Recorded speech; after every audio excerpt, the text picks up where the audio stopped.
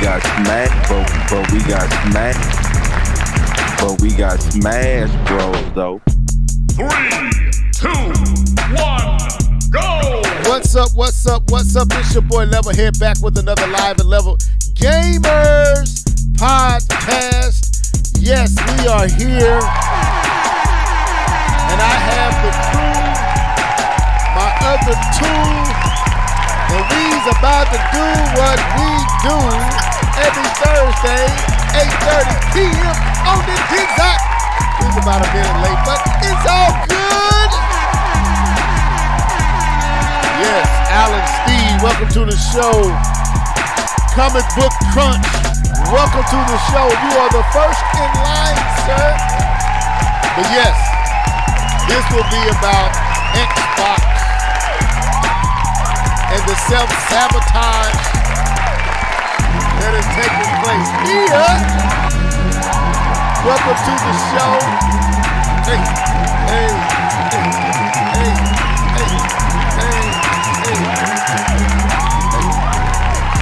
We back on these internet streets, all inside of your inner eardrum, beating inside your brain. That's what we do. What's up, people? What's up? What it do, man? What it do, man? Yeah. How do I sound in your eardrum? You know how it do. 1, 2, 3. Y'all making me get back on my rapid tip. Hey. Okay. All right, let me turn this beat off. All right. I'm about to spit. But yeah, man. Y'all in your internet streets, all inside your inner eardrum, beating on your brain. Yeah. So it's all about Xbox tonight. I don't know if we're going to venture off. Freestyle level. Freestyle? Nah, not right now. I don't want to freestyle. I don't want to freestyle right now, Nia. They can't hold me. Get it right, man. I'm from the show me, so you got to show me. Satan trying to slow me, cause you see he going for mine. I'm not a thug, but I'm on my grind. I grinds it out. Spiritually, man, no doubt, I holds it down. Who wanna see me now? Pound for pound, I'm one of the best rappers around. Anyway, let me stop playing with y'all. Y'all ain't ready. Y'all ain't even ready. And that's old. That's old. That's about 2005. Now spitting it. Anyway, what's good?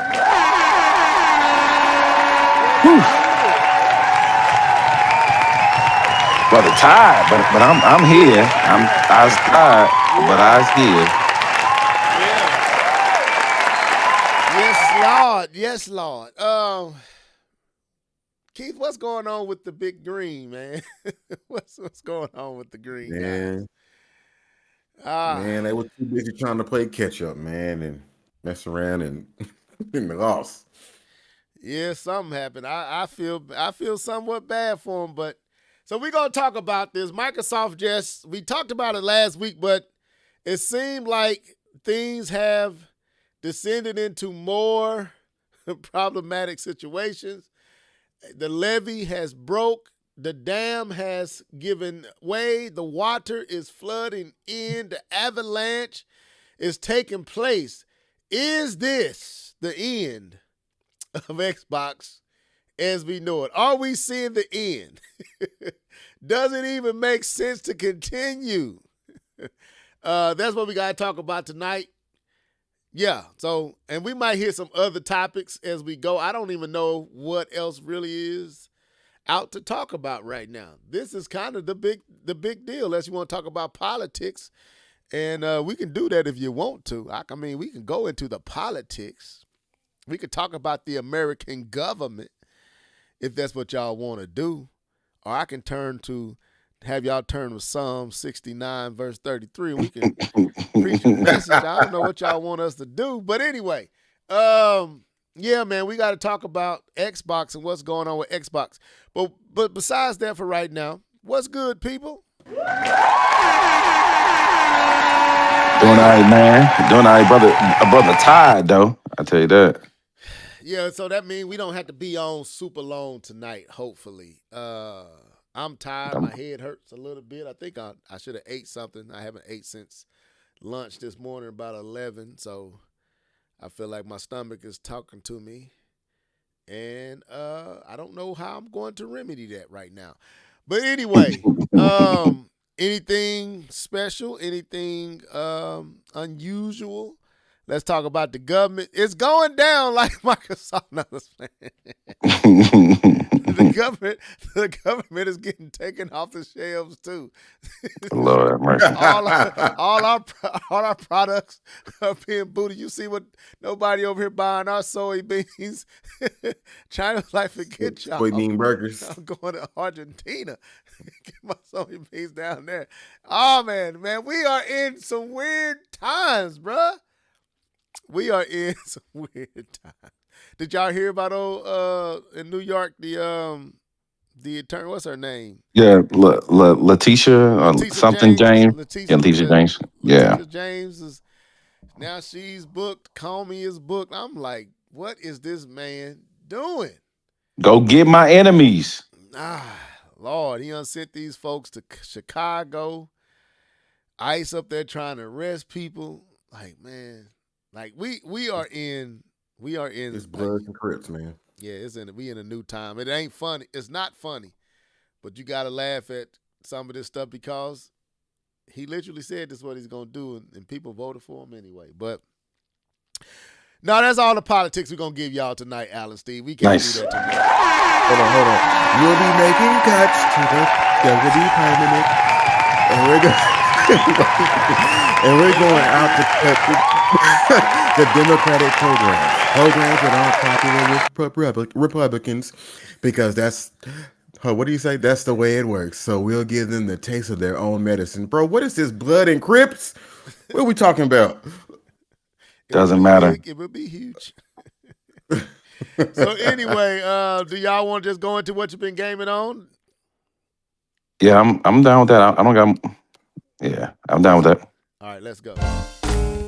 Yeah. You know what time it is? It's time for What Have You Been Gaming On? Sing it, folks. Let's go. Let's go. Hey. What you been gaming on? What you been gaming on? What you been gaming on? What you been gaming on? What you been gaming on? What you been gaming on? Gaming on, gaming on, gaming on.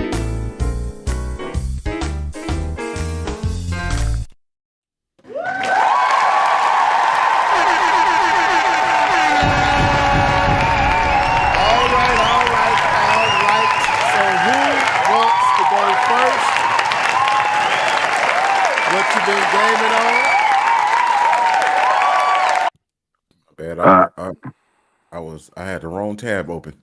I can go first. I can be real quick. I'm gonna run upstairs real quick. I gotta do something, but yeah, go ahead. In case if he's done before I get back, Cable, I'm just going ahead. For sure. All right. I have only played 2.5 games. What? 2.5. Silk Song, still playing that. Listen, I know most folks have beat that game. I have not had the time to really just dive deep into that game like I want to. Most folks. Yeah, most folks. Well, most folks minus K-Bone have already beat that game. Minus K-Bone level. He ain't beat no game. The last thing that I remember beating on the game were these twins. If you know, you know. And twins. I ended up beating. It was pretty interesting battle once you got to a certain point. It was kind of sad, Oh, you beat the brakes off this boss, and then something happened. You're like, oh man, I almost feel bad for you, but I gotta kill you. You gotta get these hands though, bruh. Gotta get these hands. And the other game that I've been still playing on is Forspoken. Now, since I've been playing the game, I have been watching a lot of video. What's up? Did you? I know you mentioned it, but is this your first time diving into it, or you've been Yeah, kind of? yeah. Cause I know I you guess know I you can. brought it up last podcast when I bring it up. Okay, cool. You're right. I haven't really just dove deep into it. So, Got it. the main protagonist of this game, her name is Frey. Frey. Frey. I Okay. guess I can give you the beginnings of it. I don't think that's gonna spoil anything, and I don't know if anybody's really played You can the game. spoil every single thing. But anyway, So she is she's about to be 21 years old, and she's really been getting in trouble with the court, the law rather. And the game opens up with her being in court and the judge showing mercy and pretty much giving her another opportunity to, have a, pretty decent life. We find out that she's been homeless. We find out that she's going through not a what is not adoption, but what is it called? Foster care. She's going through foster care. She's going through a lot throughout her life. I believe, I don't know, I can't remember if her parents died or they gave her away. One of the two. She's been in foster care. And we find out, like I said, she's homeless and she has only one uh, thing that she loves in her life, like a living thing, and that's her cat named Homer. Well, anyway, something damn happened. Sam. Right. And he a big cat too. Uh, so she's been I guess hanging with the wrong crowd or whatever, but she's also trying to get away from them as well. They end up catching her, and this is your first moment of parkour. You run from you run Parkour. from them, you jumping over fences and kicking the wall and running from them for your life or whatever, and you end up getting away from them. So you think they end up finding her in this abandoned apartment that she's been staying in. They set it on fire. You find out that she's been saving money, so apparently she's been stealing from them, and she had a goal of how much money she wanted to save, and She a thief. she's a thief. So she gets her money or whatever, and she sets it on the floor. She's like, I'm gonna leave this here, and this is where a lot of people have had an issue with this game, and I understand why they had an issue with the game because it's a dumb plot point. But she leaves the duffel bag in the room, goes out to find the cat, turns around, and the room is engulfed in flames. She can't get the duffel bag. All the hard work that she's been doing to steal that money is going up in flames. So the only option she could do is just get out the apartment. She leaves the apartment. She puts Homer in a box. She sits outside the court place or whatever. The judge, ironically, is still working. She comes out and she hands the cat to her and it's like, "Hey, can you take care of my cat?" I know I'm telling the whole beginning. Just see if you get interested. But anyways, she goes and she sits on top of this What game is this? advertisement. This is Forspoken. She Okay. goes and she sits on top of this advertisement, and then I think it was a bird. She sees this bird or something, and it flies into a window. And she gets curious, obviously, like most games do. She gets curious. She goes, follows it, and that's when she finds the next character that you meet, and its name is Cuff, and that's the bracelet that she wears. And she gets transported into from New York, Hell's Kitchen, Spider-Man and them. You know what I mean? Spider-Man, Miles Daredevil. Morales, Daredevil. Oh, my bad. Daredevil. Daredevil. I mean, they meet up, every now and again. Anyways, she goes into this world, and this is where the game pretty much takes off. And she gets in this world, she has powers and all this other stuff because of Cuff or whatever. And like I said, the game starts from there. I ain't gonna go too far, much more into the story, but anyway, she ends up becoming like a heroine or a hero. Um, and she's doing all this great stuff for the people, and now all of a sudden the quest is on her shoulders to save this place that she don't know anything about. She really just want to go home. But I'll say this about the gameplay: the gameplay is engaging. I like the magic that It's not sleepy gameplay. it's not sleepy gameplay. It's really not sleepy gameplay. But I will say it got a little Ubisoft stench on it. Ooh, When you go into that open world, man, it's stuff everywhere. Like it's literally stuff everywhere, and you can bypass it. I remember I saw this dude say he beat the game in 12 hours. You can bypass some of this stuff, but okay. if you really, and I'm playing the game on hard, so if you can do some of the stuff to make the game easier, go and try to get your magic up and powers and things of that nature. That's pretty much all you can do. But like I said, it's stuff littered everywhere in this world. And the reason like you're in this like kingdom or whatever, and nobody else can go out because I forgot what it's called, but it's like this foggy mist stuff. Nobody else can go out into it, but for some reason it doesn't seem to affect Frey, and she's like the only one that can go out there, and that's why like the world is on her shoulders to try to beat this mythical lady or whatever. And you know how they do with the magic and all this other stuff. Yeah. But, and I'm gonna end it here, but I just want to say this: she's from New York City. New have been York City. I'm people sorry. have been talking about her dialogue, like, oh, why does she talk like that? Because she's from New York. Why would she say that? Because she's from a world where there's cell phones, video games, and all this other stuff. She's not gonna talk like she's from there. She's gonna talk like Right. she's from New York New York, New And it- York. throughout the game. And it's so weird because I was like, man, why are your expectations is like she's playing like she's in Final Fantasy? It's probably 'cause She's not none of in them Final actually- Fantasy. It's probably because none of them actually played the game. They only went off of the hysteria and that built up online about the game, and heard her talking, having no idea that she's actually from New York and not from the fantasy world that you see her in. Exactly. Yeah. She's not gonna talk like them. She's gonna talk like she's from, and I appreciate that. She's like, is that a dragon? Like, come on, man. I don't know. Let me ask you But this. I don't- yeah. Since you have played Hogwarts Legacy, and this is kind of in that vein, how do you compare the two? I know you haven't played long, but how would you compare this to Hogwarts? Hogwarts, like I said, Hogwarts kind of made me think of like the Batman, Spider-Man, and how like the battle, how you fight or whatever. But Hogwarts is definitely has some more depth than this game. There's definitely depth with Forspoken. Don't get me twisted. But Hogwarts is definitely the more thought out game with the characters that you speak to.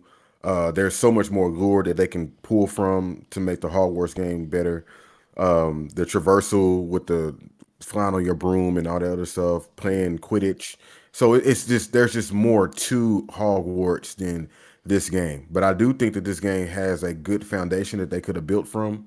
But we already know that the studio that made this game has already went, got Belly up. It wasn't that they got Billy up. They got they got- merged or something Okay. within. Yeah, I'm looking but at anyways, Absorbed. absorb. There we go. Thank you. I'm Absorb. They watching got the absorbed in. footage from some gameplay. It puts me in the mind of Infamous Second Son. It's very infamous. Yes, it's very infamous. She actually gets a lot of. I haven't got that far, but she gets a lot of stuff that guy got in that game, like the whips and being able to parkour across buildings and stuff. So it's cool to me. Like my mind is she's from New York. I'm not pitching her like she's Cloud Strife. She's not gonna talk like that. So everybody just talking about the dialogue. I'm gonna send you the video that I was talking about too. And it was like the dialogue is so cringy, and I was like, "What are you talking about?" But anyways, Maddie Jazz, welcome to the show. Don't you say nothing bad about my Infamous now. No, I'm The just saying, great. as the I'm watching, second son was that deal. no, I'm Infamous just is saying, great. looking at the gameplay style and how she moves, it looks like Infamous Second Son. It moves like that. I need another one. Anyway, I wasn't saying anything of negativity. All right, K Bomb, your floor. What have you been gaming? they're making Spider-Mans, right? That's who that is, right? Yeah, that's Insomnia. They're making. Yeah. No. That's the Ghost people. That's Sucker Punch. No, that's Sucker Punch. Let me do Infamous. Yeah, no, I'm almost sure that is Sucker Punch, and they're too busy making the Ghost games. But I need them to go ahead and make another Make another Infamous because that was my joint. Second Son was dope. Anyway, is it my turn? Yeah, it's your turn. All right. So I've been gaming on tree games. I've been gaming on Tree games. Tree games. Two of them? Well, you guys know all three of them, but two is the usuals, the huge, which is NBA 2K26, and the other is Marvel Rivals. The game. This game. The Still game. Look good. God, Oh yeah, it's dope. Still look good. It's dope. But let me have a moment. Calm down. And the other game I've been gaming on Just tell me is. to shut up. Well, I tell you like how you told me to shut up. Anyway, other game I'm I gaming said, on. hush, sir. Hush. If you just hush and listen, is Hades 2. Hades 2 is everything I wanted it to be. It expands on the first game. There's different powers, there's different abilities, there's interaction with people, there's conversation, there's no reading if you don't have to.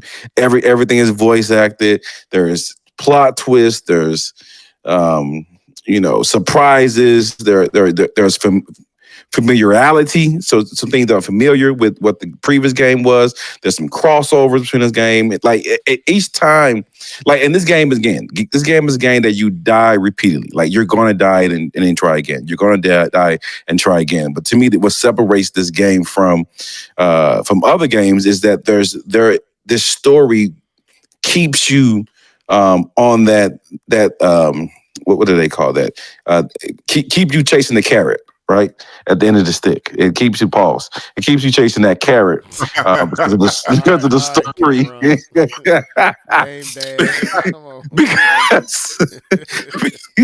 because of the story, it keeps you engaged, and I truly love that. And to me, I'm gonna say this.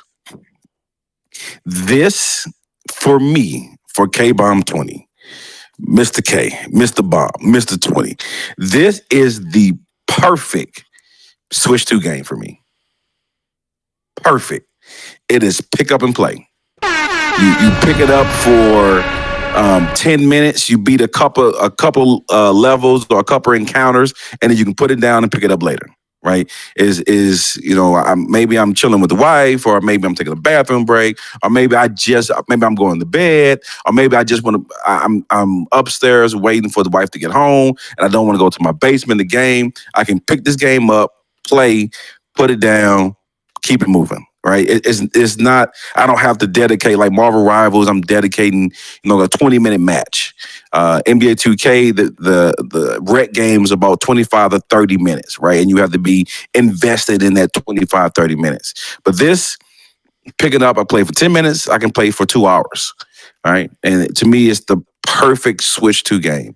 And for me, like I said, this is my personal thing. And I think it looks beautiful. I think it's a great looking game. I have no issue with the graphics. I have no issue with the way it looks. I have no issue with the performance. This game is as close as of right now, as close as perfect as you can get. With production, quality, performance, visuals, music, interaction, characters, NPCs, gameplay. Like it hits every single note. I don't think there's anything left on the table when they're done. This game hits every single thing. Like this, even the sound direction is so good. The art direction we talked about last week. We talked about graphics and we talked about art. This game has both. It has graphics and art. It is just to me. Again, this is K-Bomb. This is as close as perfect you can get in a video game.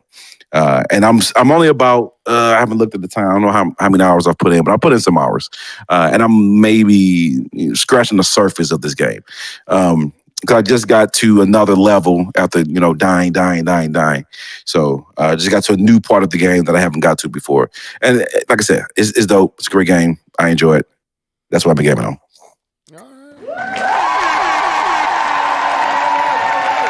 Okay, so I Guess I'm next. What have I been gaming on? Not much. I've been playing pretty much one game, well, 2 games. 3 games, but 1 game. Let me say it again. I've been playing 3 games, but actually 2, if that makes sense. And I'll explain here in a second.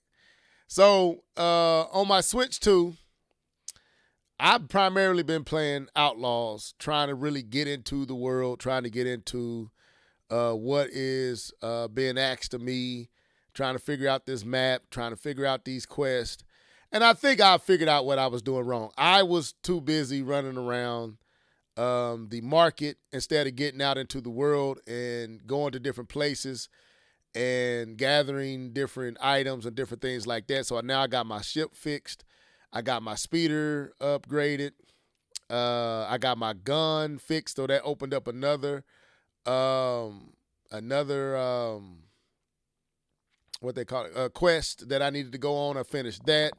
So I'm pretty much making it through. You basically a thief that's working in between all these underworld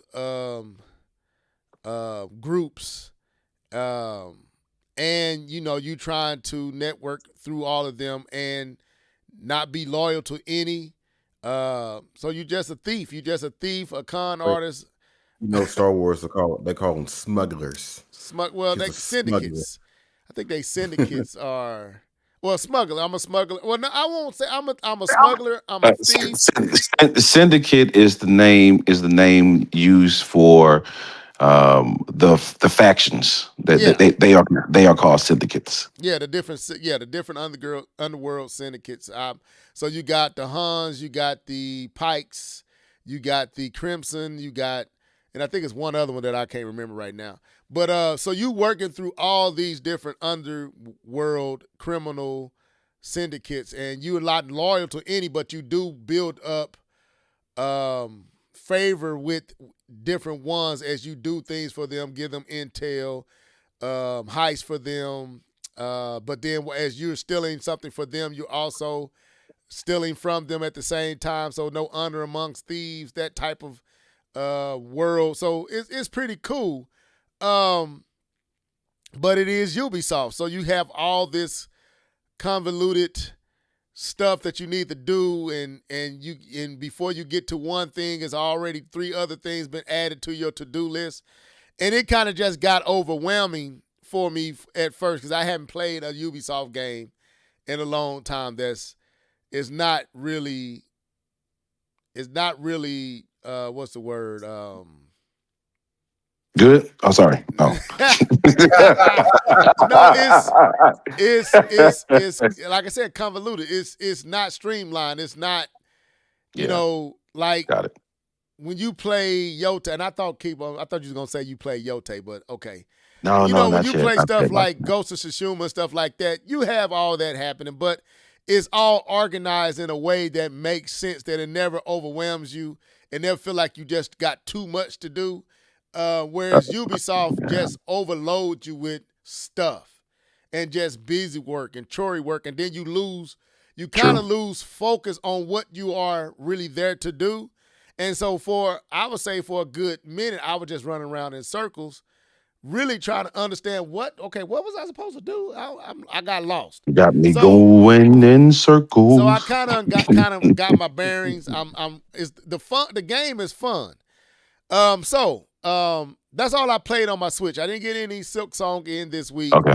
I just been playing Outlaws. And so when I turn on, I don't know, I just enjoy the world to a degree. I'm trying to get into it, trying to, just break the ice a little bit. So, of course, I said I played 3 games, but 1 game is the same game. So I came downstairs, I got my man cave back. So I hadn't turned my PlayStation 5 on in a minute, so I turned it on, and it resembled a system that hadn't been turned on around. I had to update everything, had to re-log in. It was that's how all the controllers needed to update. That system said, "Who new system? Who this?" So once I got done, bruh. Yeah. What? He remembers I'm here. So after I got done updating everything, I was about to play Astrobot, right? So as I was going to play Astrobot, I remembered, hey, I have the demo of Star Wars Outlaws on this system as well. So I went into Star Wars Outlaws on the PlayStation 5 just to make a comparison. Yeah. So as it was booting up, I'm gonna say this. It looks better. It looks better. The depth of field, the textures, the sand, the ground, it looks better. But I'm gonna say this, man. The Switch is holding its own, bruh. The PlayStation clearly looks better. That 60 frames per second is just, it is what it is. It's 60 frames. But the Is Switch, it 60? No, they have a 40, right? They have a 40 as well on the PlayStation, right? is it only 30? Yeah, it's 30. No. It's 30. Is it 60? Yeah, I think there's a 40. It is. I think It is a 40. they have a 60 and a 40. I think they have a Okay. 60 and a 40. Okay. Well, I've been playing. I don't know what I'm playing in. I think it looks like it's in It's 60. probably 60. Yeah, 'cause we talked about that in the Yes, we did. one of the podcasts. Does it feel He's better? dedicated to hating outlaws. Who was that? K-Bomb? But anyway, so I'll say this. I'm gonna play Outlaw eventually. I mean, I will. Outlaws, Play Assassin's Creed before I seeing played it in Outlaw. comparison to the PlayStation 5, the Switch is really holding its own, people. I'm like, yes, the PlayStation 5 looks better. It's clearly better. It's no ifs, ands, or buts. But when you understand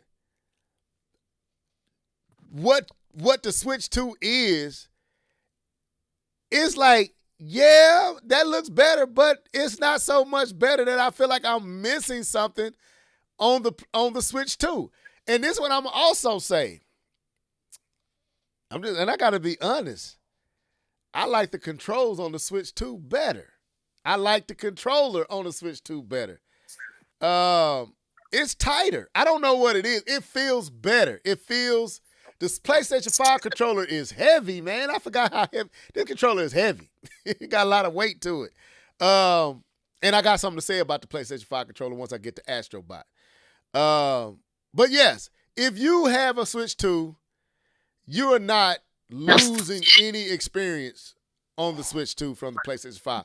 Visually, no, it's not PlayStation 5. There is clearly a distinction here between you there is levels to this. Let me say that. There is levels.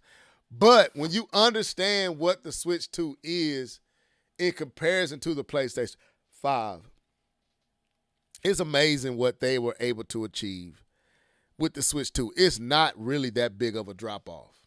It really isn't. It's the depth of field. The textures on the rocks is better on PlayStation 5.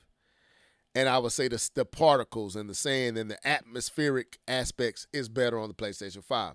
But all that stuff is there on the Switch 2. It's just not it don't pop as grandiose as on the PlayStation 5. But it's holding its own, man. I really can't sing that enough. It's holding its own. It's really surprising how well the Switch 2 version holds up to the PlayStation 5. That it holds up well. But I also played Astrobot. And I'm going to say this to all you PlayStation fans. Uh-oh. Let me tell you something. All you Ruh-roh. people who call the speaker in the Wii remote corny and all the activity taking place with the noise and the clicks and all that stuff that everybody joked and clowned Nintendo for. Well, who wants to hear a speaker in your controller? Let me tell you something. The PlayStation 5's DualSense controller is the most Nintendo controller ever. That's a Nintendo controller disguised as a PlayStation 5 controller. And I'm not going to even hold you. That thing sounded so much like what I remember from the Wii, from all Nintendo's controller with the talking, with the noise, I'm like, PlayStation basically just made a better Nintendo controller and put haptic feedback and done that better. And that's one thing I would say about the PlayStation 5 controller. That haptic feedback is no joke, man, in that controller. I forgot how good it sounds and feels. You feel everything taking place on the screen with Astrobot. Everything. Nintendo, It is wild. get your act together. Man, when you walk on, Keith, Donkey Kong Bonanza should have done these things. When you walk on mud, the controller feels like you're walking on mud. When you walk on ice, the controller feels like it sounds like you're walking on ice. It feels different. It's different. That haptic feedback in the PlayStation 5 controller, the DualSense, is on another level. I feel like the Switch 2 controller feels better, but the DualSense is on another level. I don't care what HD Rumble 2 is doing, HD Rumble, I don't know. It doesn't do what the DualSense do. I can't hold you, but the DualSense is such a Nintendo controller. I'm sorry, K-Bum. I had to say that. The DualSense is a Nintendo controller with PlayStation 5 on it. That's what it feels like. That's what it sounds like. Every controller is based off of the Super Nintendo controller. You're right. You true. So I mean, but yeah, I get it. I don't deny that. Sony is a copycat, and they like this. They copy. They do the same thing, but they also do what you said was sometimes they implement it a little. Yes, they improve on it. Yeah. Yep. And I'm gonna say this, man. I'm gonna say this too. Astrobot is a freaking beautiful game. Every time I turn this game on, man, it's like, God, this game just pops. It's a beautiful game. Nintendo, get your head out your behind.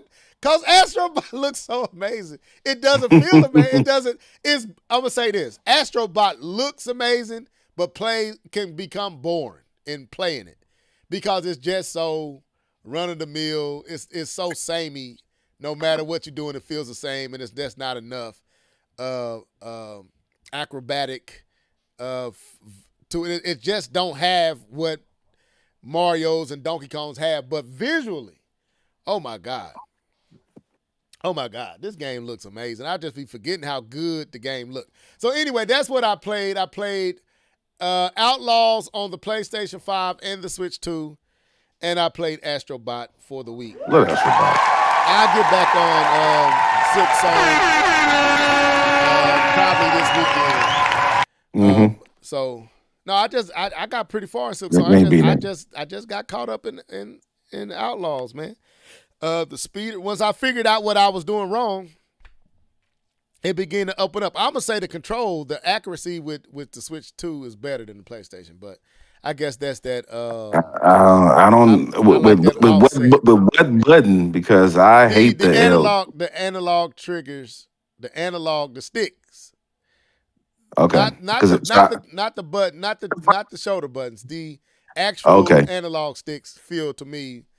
And I don't like they button, because that Silk Song is made me dislike the base controllers, because you have that one thing when you have those birds flying over your head and they're very erratic, and you have to jump with a precision on the pressure sensitive jump buttons. I'm like, I can never get it right. Well, them buttons are pressure sensitive. Now the trigger, the shoulder buttons are digital, but everything else is sensitive. But I mean, to me, I don't know. The PlayStation 5 controller is great. It's heavy, and it just don't feel as ergonomic. How you say that? Ergonomic. I'm the wrong person. Give up. Know what it was. Slap yourself. I knew it was. I had it. I'm the one. I tried to help you. we drove off the cliff together. Say it, Keith. How you say it? Say it, Keith. Don't you? I don't know no more. Yeah. Ergonomical. There it is. It just feels more ergonomical in your hand. It feels it places right. The PlayStation 5 controller doesn't feel bad. It's just heavy. It's a heavy controller, and there feels to be, and I guess that is the haptic. There feels to be weight in each trigger and stick, and it's just a different feel than what the Switch is offering you. The Switch feel like it just does what you want it to do. The PlayStation feel like there is resistance there. And but I think it plays into, like I said, with Astrobot and different things, but with games that's not utilizing it, it feels Well, wonky you sometimes. can change the resistance too. Okay. So But maybe I need to do that because yeah, Outlaws you feels can. totally different. Yeah, It you can feels you can change there's little buttons on the back of it to change the resistance Okay. of the R2 L2.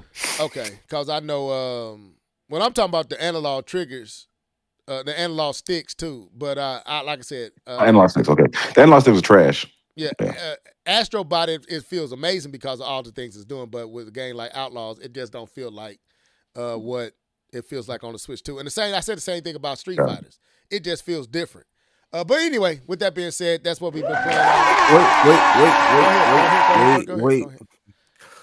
I'm gonna get in trouble if I don't say Is nothing. it Somebody, ergonomical? It's it's ergonomical. ergonomical. It's ergonomical. Okay. There it is. I was sent a message that said, what about this game? And I said, oh yeah, I forgot about this game, which really is not a game, but I'm gonna bring it up anyways because anybody who wanna get fit, you wanna get your body right, you wanna get healthy. This is what you're gonna download. Go to your phone right now. You're gonna download Pikmin Bloom. I've been playing on Pikmin Bloom. I just downloaded it. Pikmin, who? What? I'm lost Pikmin too. Bloom. Pikmin Bloom. I'm gonna tell you what Pikmin Bloom. Pikmin Bloom is an augmented reality mobile game. Oh, nope. In the Pikmin. Nope. Wait a minute, brother. Nope. That's an auto no. For wandering and spending time outside. Touch grass, my guy. Touch grass. Players are rewarded with items that can either grow or feed Pikmin creatures. I don't know. I downloaded this the other He day. just dropped it out of nowhere. Good accent.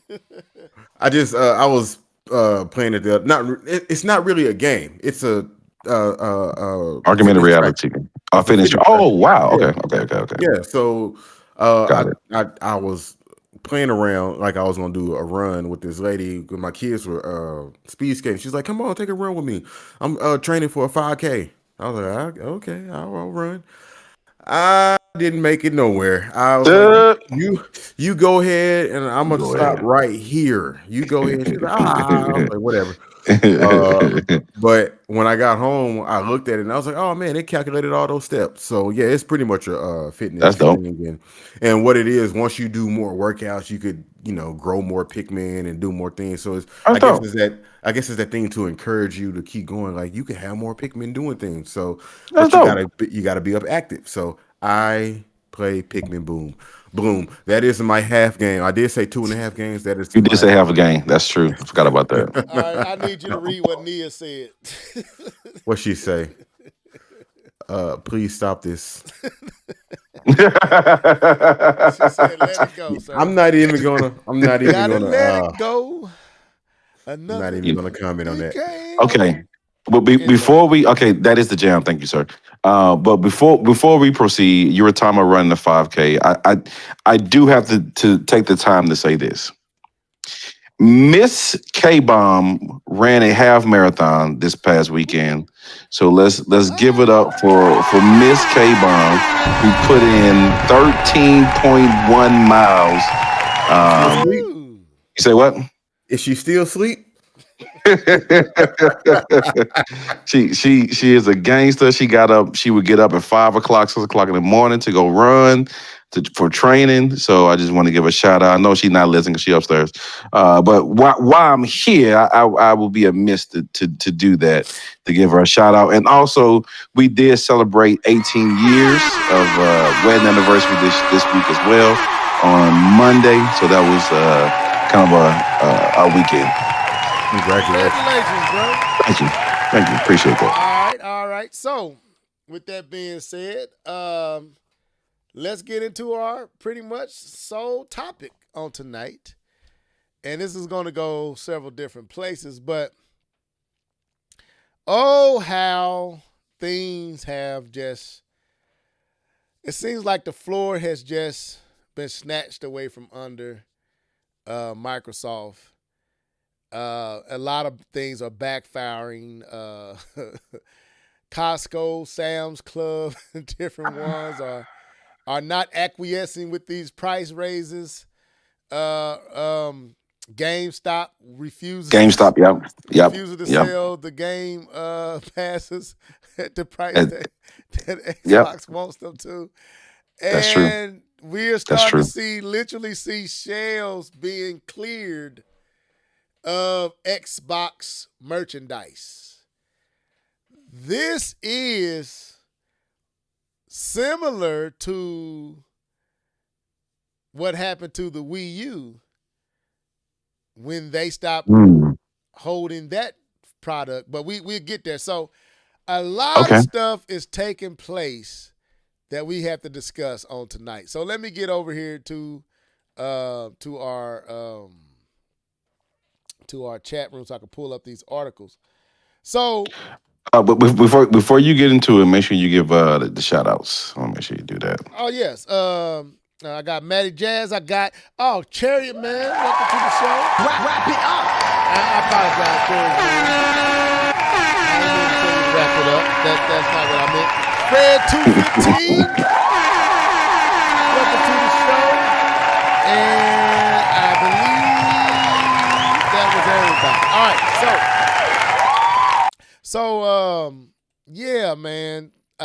Not a lot has taken place in gaming, but a lot is going on with Oof. with Microsoft. So let me pull this up. We got two. Shouts out to K-Bun for finding these as well. 'Cause we didn't know what we were gonna talk about, but he came through on the clutch. So let's talk about this. So what had happened is there was some stuff that began to trend around Microsoft stepping out of the hardware space.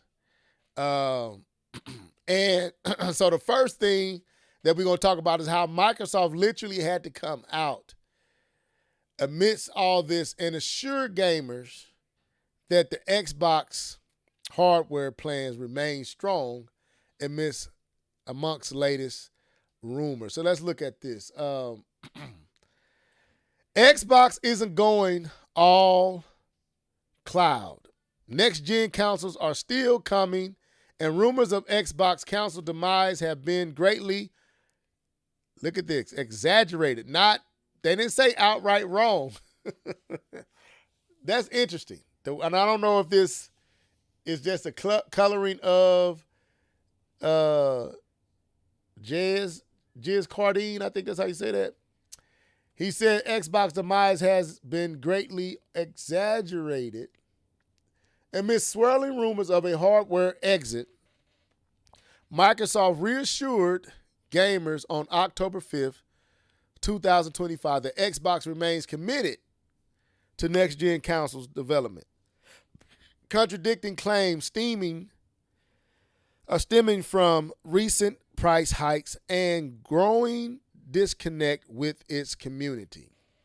So Microsoft is wanting the gaming community to know that they remain committed to next-gen console development. Where my slap yourself at? Slap yourself! Your marketing undermines that quote right there. Your own marketing is undermining that. This is an Xbox, that is an Xbox. All right. But how can we know what will be true next quarter? Let's put aside for a minute the fact that Xbox Game Pass remains the primary driver of revenue and is most prolific on Xbox console hardware. And that's where the bulk of the users are right now until, anyway, I'm adding color to it until they raise that price. Let's put aside the fact that Xbox Cloud Gaming is restricted by location and is expensive to run. Combine that with the fact that with the same silicone, you can give people their own cloud natively in their house and get them to use their own electricity to power it. Like a console. It doesn't make a lot of sense on paper, but regardless, that's where we're at. I don't know. Okay. I don't know where they was going with that. Because there's literally, Okay. All of these rumors emerged in the wake of Microsoft barely um,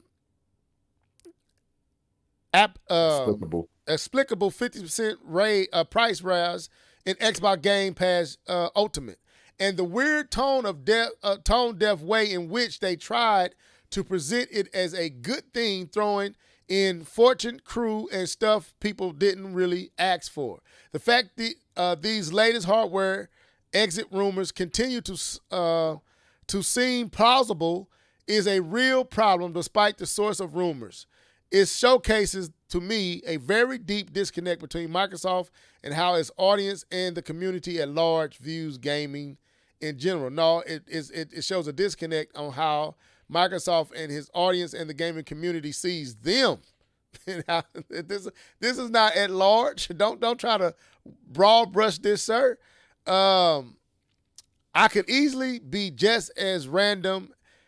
I could easily be just as random a source claiming that Xbox hardware is still on the table, but it was our sources that confirmed the existence of Xbox Series XS, their specs, their price, in addition to reports on the console cloud Keystone Council, the shelved first-party Xbox handheld, and more recently the Xbox Ally that costs us $1,000. Code name is. Yeah, it's a lot of stuff. Okay, so anyway, how are we feeling about this? This rumor took on, and Microsoft had to come out and reassure its gamers, its fan base, its base, that they are committed to future hardware. The first question I have for you guys is, do you believe them? And then the second question is, what does this say that Microsoft keep finding themselves batting down and trying to press down this seemingly not leaving rumor that they're going away from hardware? Do I believe them? Do you believe them? Yes or no? No, I don't believe Microsoft. I don't believe Microsoft because Xbox president Sarah Bond has joined the board of directors of Tyson Foods. Oh, Sarah Bond left? No. she didn't leave. Double duties. Yeah. Oh, You know, she getting just in ready. case. Yes. Just in case. Let me find You that. know, a little contingency plan. Just a little contingency plan. You know what I'm saying? So yeah, just look up Sarah Bond and Tyson Foods. You know we love our chicken. Sorry, I'm dying. I'm sorry, But y'all. she's also that's funny.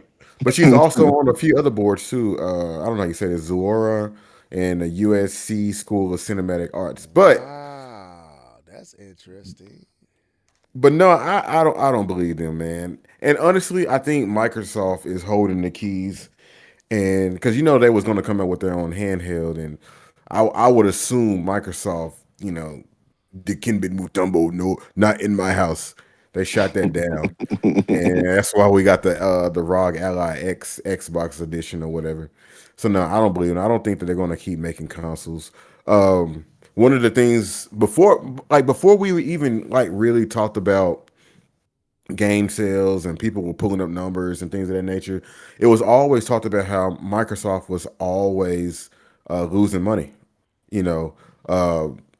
Sony loses money, Microsoft loses money, but Microsoft unfortunately wasn't selling consoles. Sony was. So they have never, maybe in the 360 era, maybe towards the end, they have never really been in the black. They've always been in the red with their consoles.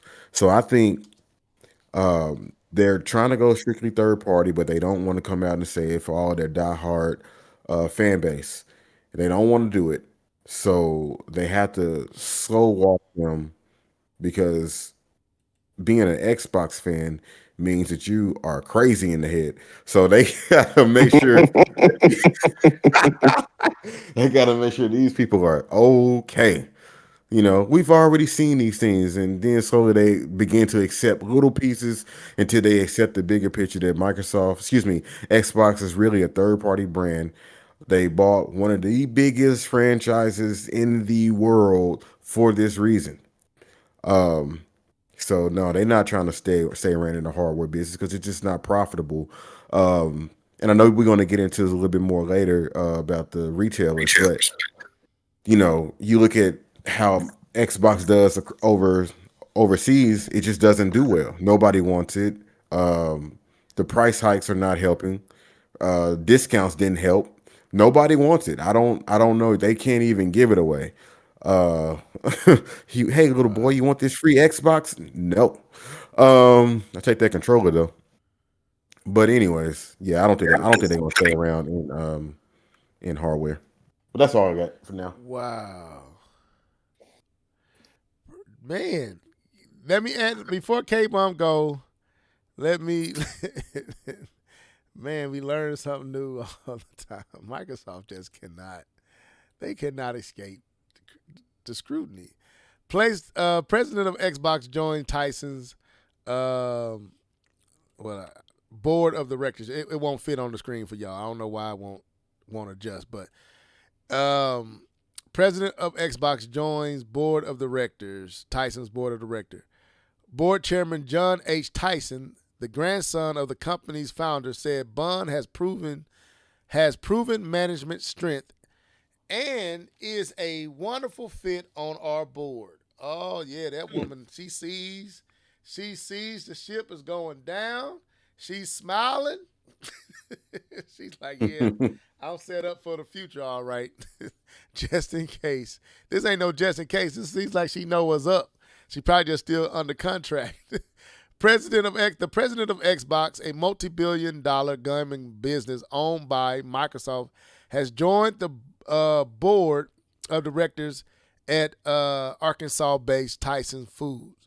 Tyson announced August 7th that Sarah Bun had been appointed as an independent director, executive, effective immediately, joining the likes of former Arkansas Governor Mike Beebe, I guess I say that, former Huckabee? FedEx President David Brunkovic, I don't know how to say that, and former Cisco System COO Marion Martinez, and over a dozen others on the board. So, yeah, Keith, if that ain't a sign of things, I don't know what is. K-Bum, guess I'm bringing it around to you, sir. First question I have. Microsoft says they want all of us to know, and they want to reassure their base, and they want to let the gaming community at large know that they are remaining strongly committed to future gaming consoles. Next-gen consoles are still coming. First question I have for you, sir, is I don't know what that was. Do you believe them? And I don't know if Keith answered my second question. And the second question is, what does this say that Microsoft cannot escape this sentiment about them, this rumor?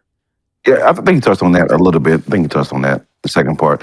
Okay, so I'm going to change the question a little bit. I'm going to say, do I trust them? Heck no. I don't trust anything. These are the same people that told us that Indiana Jones was not coming to all these other systems. These are the same people that told us that. So no, I don't trust them. Do I believe that they are going to continue with the next gen console? Yeah. There's already money in R&D. There's already money in what do they call those things? Prototypes. There's already contracts signed with AMD. So that stuff is probably already done. They've already made those agreements. They've had the handshakes that they were going to produce so many next gen consoles. So for this next gen console, it's going to happen. And what you heard me saying was when you said next gen consoles with an S. I don't believe there's any more Xbox consoles after this one. I don't. It does not make sense. to continue. So it doesn't make sense as of right now financially. It doesn't make sense because the tariffs are kicking their butts when it comes to their system. It doesn't make sense of the brand of Xbox. When you go around and tell everybody this is an Xbox, this is an Xbox, your phone is an Xbox, your Switch is an Xbox, your TV is an Xbox. What sense does it make to continue making under the TV systems? It doesn't make sense.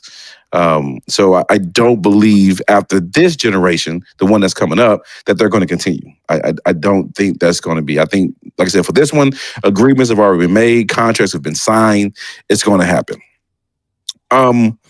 Yeah. So what it says. Okay. Before I get into what it says, got a quick question. Is Xbox doing what we thought Sega and the Dreamcast should have done? Okay, say it again. Is Xbox doing what we thought Sega and the Dreamcast should have did? Because we were like third party, or even everyone, screaming for Nintendo third party. It seems like Xbox is doing what we said these other companies should do, but we're also saying that Xbox ain't doing it right. I think we're saying a little bit of both, right? Because everyone screamed Sega to go ahead and go third party. Everyone screamed Nintendo after the Wii U to go ahead and go third party. Xbox is going ahead and go third party and people are saying, no, we didn't ask you to do that. You don't have any titles we want. That's kind of what I'm getting. we didn't ask you, sir. So to jump back to what it says. I don't think we talked about this last podcast. There is an article. The title of the article says this, and I wanted to put this in the chat, but I forgot to do that because I thought we talked about it. It says, maybe we did. It says, Call of Duty has lost 300 million in sales due to Game Pass. Let me say it again slower. Yeah. Call of Duty lost 300 million in sales due to Game Pass. Let me look that up. I can send you the article. I remember you saying this, but you said this in the chat. You didn't say this live last week. Okay, Yeah. I know we said in the podcast in that, but let me find a way. Let me get to the Discord so I can send you this. 300 million in sales. If there was ever a time to pivot, it would be now. It says, Bloomberg report says Microsoft employee disclosed that Call of Duty console and PCs. Right here. You got okay. It ain't Bloomberg. I was reading the GameStop article. I'm not sure which one you're. Go ahead and read it because I got it up. Oh Lord, I gotta read. Oh, help me, Lord. Okay, Call of Duty Black Ops 6 was the biggest selling game of last year in the United States for 2024, and it set a franchise record as well. However, the decision to make Black Ops 6 a day one launch title for Xbox Game Pass reportedly cost the Call of Duty franchise millions of dollars. According to Bloomberg, a former Microsoft employee disclosed that Call of Duty console and PC sales were 300 million lower in 2024 than they were in 2023.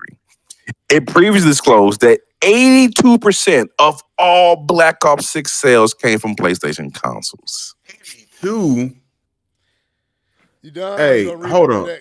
Wait. One of the primary reasons Microsoft purchased Call of Duty. Well, Keith was saying something. So I gave dramatic pause. Yeah, my bad. I kind of jumped in there. I just want to know, what was that time frame again? This was Black Ops 6. This was last year. Yeah. Yes. 23 to 24. So they compared last year's sales to 2023 sales. Yes. So before the acquisition went through, the first game on actual under PlayStation's under PlayStation's ham. In comparison to what Call of Duty typically done before Microsoft had it. So they lost $300 million when they acquired it And put it on game. and put it on Game Pass. For the first year that they had it, they lost $300 million Compared to the year before. Mhm. compared to the year before they had it. That's I just crazy. want to know Mhm. That's who were the crazy. data. Hold up. were the data Sam yourself. Who didn't do their homework? Okay, so Keith, What in the world? Call of Duty being remember before they put Call of Duty on Game Pass, there was a back and forth about should Call of Duty go on Game Pass. These are the numbers they were looking at. And we were wondering, and because we heard rumors that they were not going to put Call of Duty launch day on Game Pass. And then they came out and said, yes, Call of Duty will be on there. And if you take and what was supposed to happen, Keith, is that the fact that you can play Call of Duty for air quotes free was supposed to be enough to drive you to Game Pass, to drive you to their system, to drive you to spend that $19 a month, or I forget the yearly price at that time, to jump on board and play the best-selling game of 2023 $3.99. for free 99, and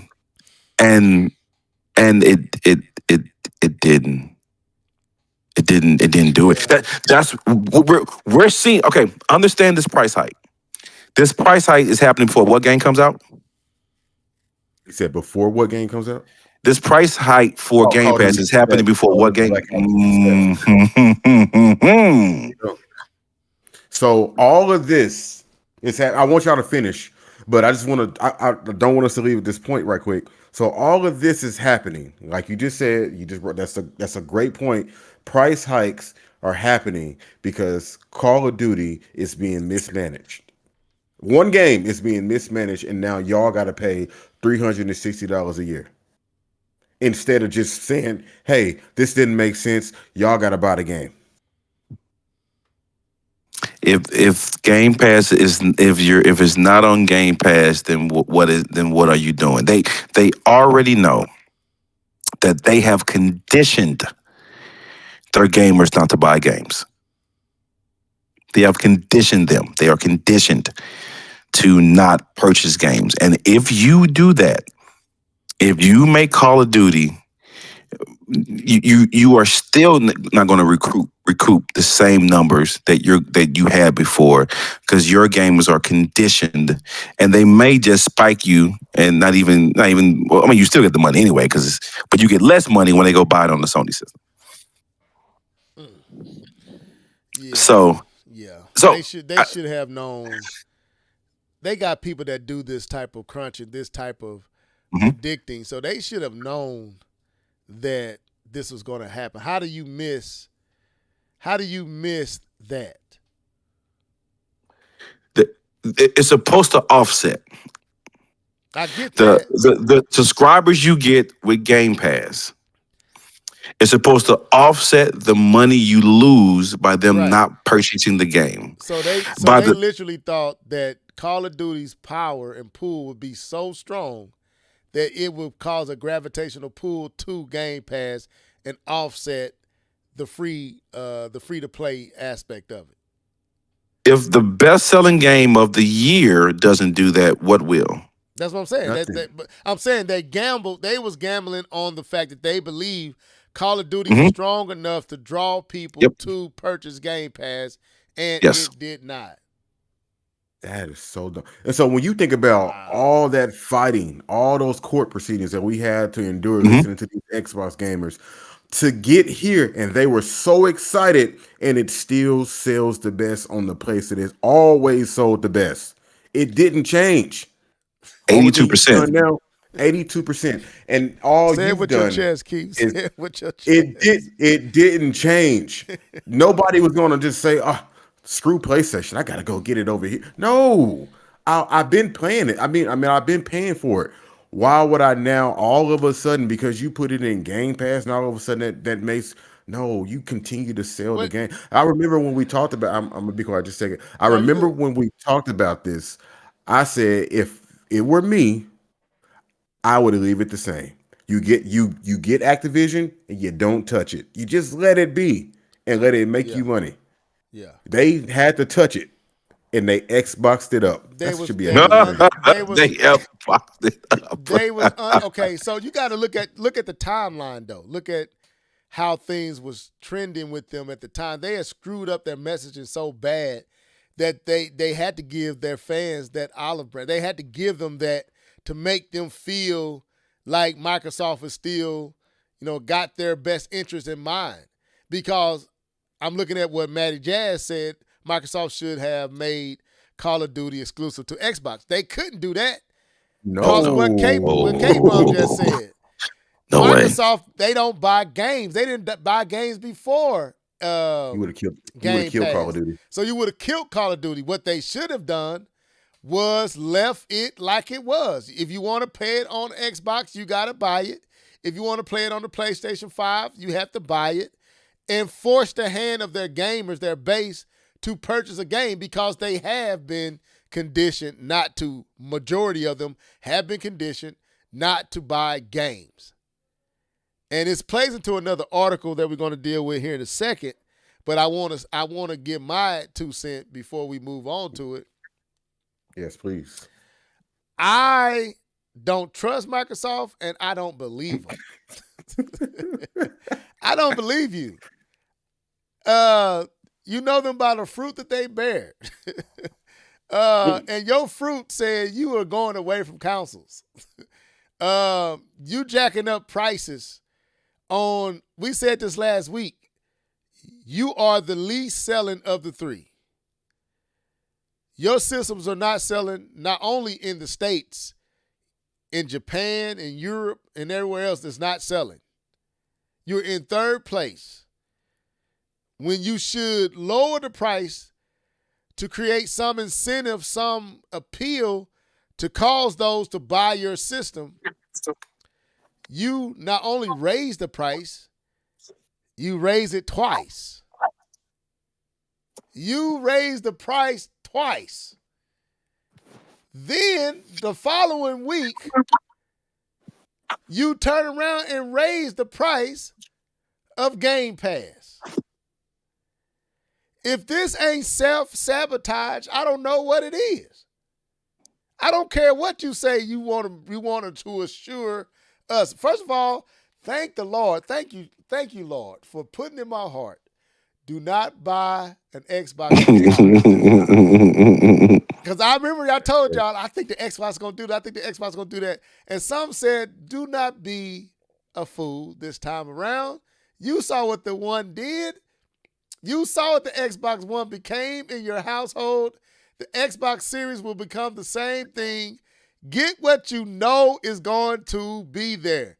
And I know for sure Nintendo's going to be there and Sony's going to be there. So I got the PlayStation 5, knowing that I'm going to get something. Go ahead.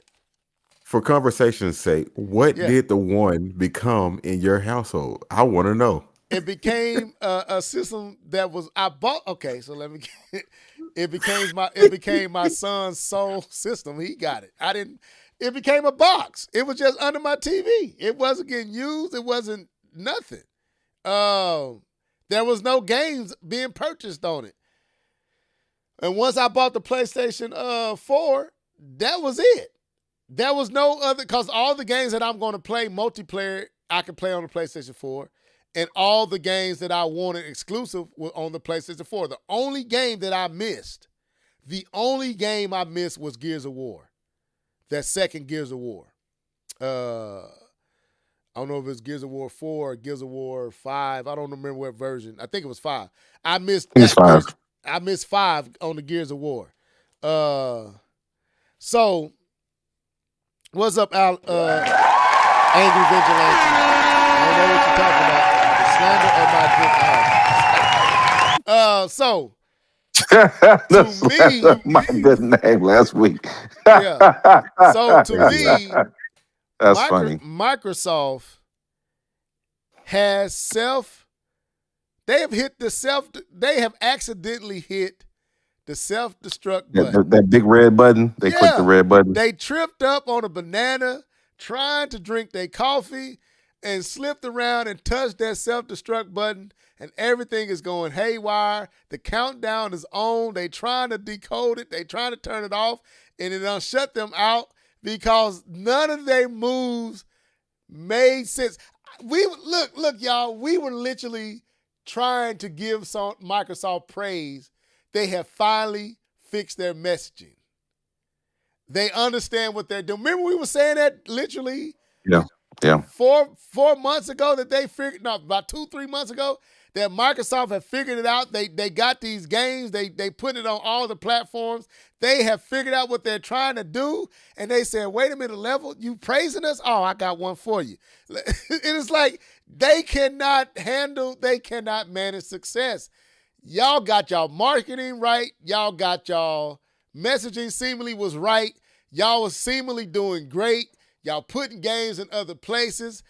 It seemed like y'all was making money. It seemed like it. And y'all turn around and show us your dirty room again. Socks all over the place. Bed not made up. Old cups and old styrofoam cups from Hardee's. Like, what are y'all doing?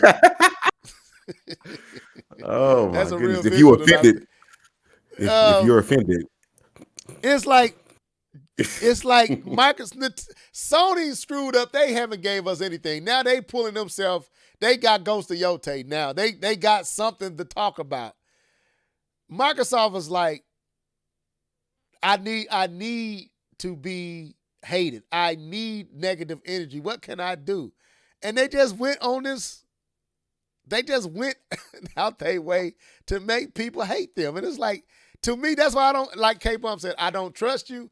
I don't believe you. I do believe you don't do this type of stuff without trying to sabotage yourself. Sarah Bond is not joining other boards for no reason. The house is on fire. The fire department is not scheduled to come because they haven't called the cops. They haven't called anybody to come. They burning it down. That's what it looks like to me. And so, yeah, no, I don't believe them at all. No, I don't. And why? What reason have they gave us to believe them? The ROG Ally X. Oh, Slap yourself! The $1,000 handheld system. What? I want y'all to listen in the comment section. What valid thing have Microsoft gave us to believe that they are in it for the long haul when it comes to hardware? What have they shown us? My Switch 2 is an Xbox. My PlayStation 5 is an Xbox. I could play Gears of War over there, and I'm going to be able to play Gears of War, Judgment, or Gears of War D-Day. I'm going to be able to play that on my PlayStation 5 or Switch 2 possibly. We can play Indiana Jones. Call of Duty not an Xbox. Oh, not an Xbox. Call of Duty is guaranteed to come to all the platforms, so I don't need it for that. Bethesda, all their games at least come to PlayStation. Ninja Gaiden 4, that's coming to PlayStation. What have they gave us? What indication, what comfort have they gave you as a Xbox core fan and as the gaming community? What has Microsoft said to us that would assure us that they're in it for the long haul with hardware? And then the second question is, why would you purchase an Xbox, next-gen Xbox system with all the mess that Microsoft has done this generation? Why would you purchase an Xbox? You would be a fool to purchase an Xbox. You would be an absolute fool to drop $3, $4, $5, $6, however much it's going to cost on an Xbox when for the last 2 generations,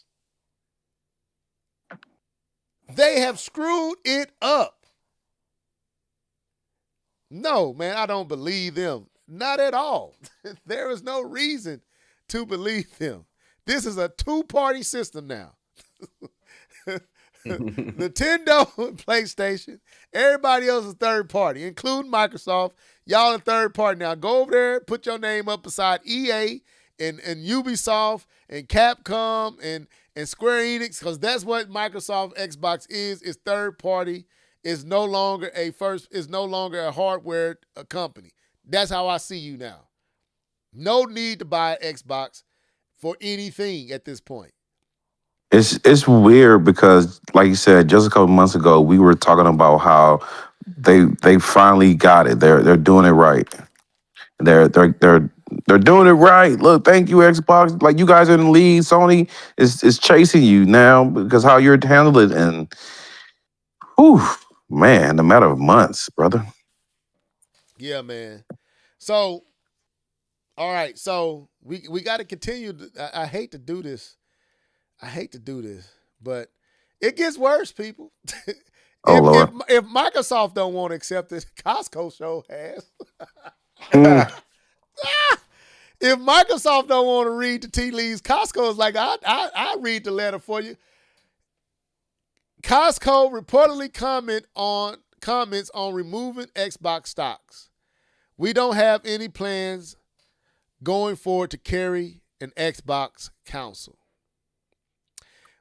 Costco, one of the biggest, what would you call Costco? Is it a supermarket? Retailer? How would you define it? Like, what's Sam's Club? What would you call Sam's Club? It's How would you a define bulk that? chain. I don't know. Anyway, y'all know what Costco's is. It's Sam's Club, right? It's bigger than Sam's Club. Is one of the biggest across at least the states. yes. They are telling you, and this is why I said we got to go back. The Wholesale. last time I've heard this was with the Wii U. They're a wholesale company. Wholesale, right? Yeah, wholesale. Yeah, But that's a good one. as Costco and the Sam's Clubs go, everybody else begins to go. Costco said we don't have any plans going forward. It didn't say to carry future Xbox consoles. I mean, the Xbox Series count. It said Xbox consoles. So, in other words, to carry an Xbox console, meaning, okay, does this mean just a Series S and X? Or does this mean we not even going to put the Rogue Ally?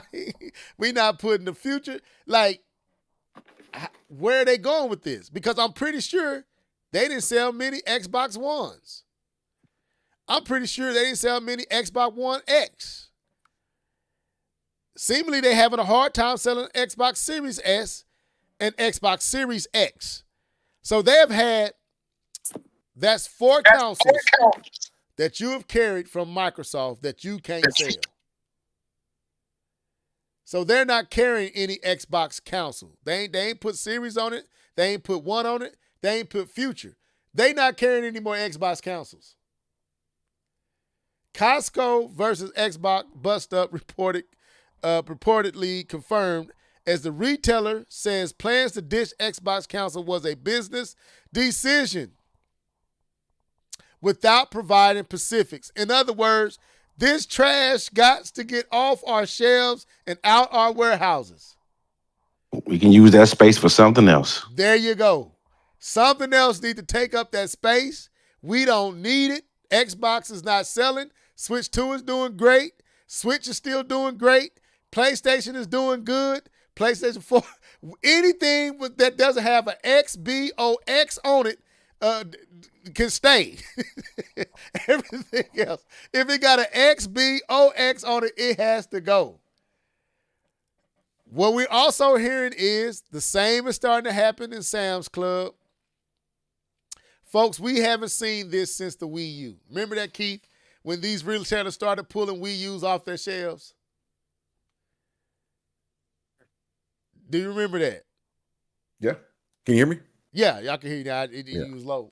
So Oh, my bad. When retailers start to pull your stuff off the shelf, that is clear sign that the ship is taking on water. It's over, folks. It's over for this. It's definitely over for this generation.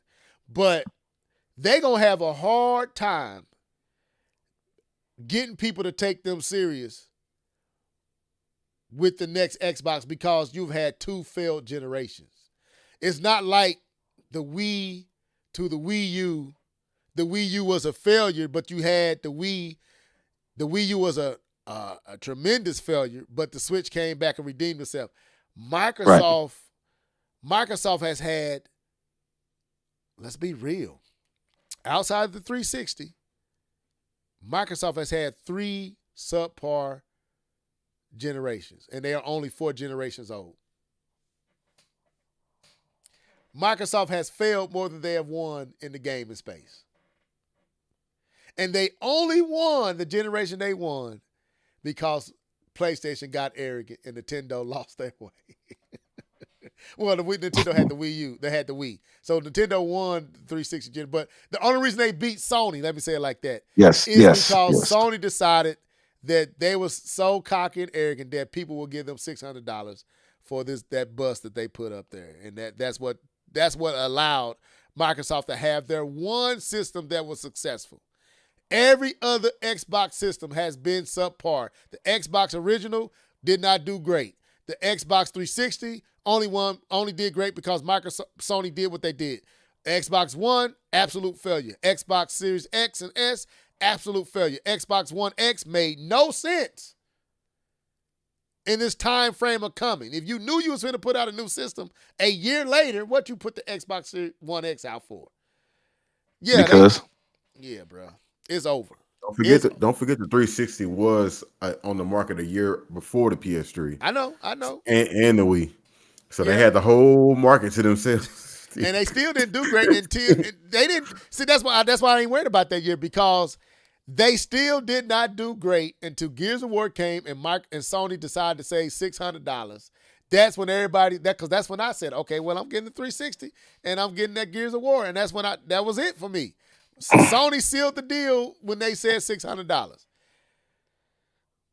So in the United States and beyond, Microsoft has been gradually raising the price of its Xbox Series S and Xbox Series S hardware. However, United States customers are feeling the pinch the hardest owing to President Trump's terrorist blips on foreign imports. The vast majority of Xbox console hardware is manufactured in China. We know all that. So anyway, Costco is removing Xboxes. That picture that y'all see up there, that's not a fake picture. That's a real picture. And they got some where they got in the Xbox area, they got DVDs in the case. They got Switch. One picture, I want to play the video. K-Bump Keith. In one picture, they had DVDs where Xbox Series S and X games would be was DVDs. And DVDs? DVDs. And then another picture, it had all the green Xbox and it was Switch 2 games. Ooh. And they had Xbox at the bottom. They had Xbox at the bottom of the Xbox shelving with Switch 2 games above it. Oh, with green, all green. Everything is green. So you notice the Xbox area, it had more Switch 2 games in those there than Xbox, and the Xbox is at the bottom. This is how bad it is, folks. It's bad. I'm gonna throw them a little bell. It's only bad. It's only bad because they still trying to do physical stuff. Stop it. We already know y'all a digital company now. That's playing on the minds of people that still want to go to the store and see stuff. Y'all gamers don't buy games. There's no need to even have store shelving, other than for controllers, because ain't nobody buying the Xbox. Yeah. But everybody buys controllers. PC gamers buy your controllers. y'all buy more controllers so y'all can play, local multiplayers, on your consoles. I think. Yeah. I don't know. I don't know. Anything else? I wanted to bring in something else K-Bomb shared with us that's going to affect, that's really glaring as well. And it looks like a lot of y'all are not buying games. Hey, this is just a Angry Vigilante. This is the no game buying section over here. It says welcome. Come right in. more than 60% of U.S. game players only buy 2 games or fewer per year, survey finds. Per year. Only 4% buy more than 1 game. They must have only surveyed Xbox players. Ooh. This must have been an Xbox survey because I know I buy more games than this. Only 4% buy more than 1 game a month. How you say it, sir? Kind of data says the majority of video game players in the United States only buy 1 or 2 games a year. A survey has found they must own Game Pass. This must be the Game Pass people. What do y'all think about this? I ain't finna read all this. I don't feel like it. What do y'all believe? Well, I guess I need to read it. It says market research company Circana's senior director Matt Pascatella, is that how you say that? Shared data from it. Piscatella shared data from its Q3 2025 Future of Video Game Survey specifically its data on purchasing frequency amongst players in the United States.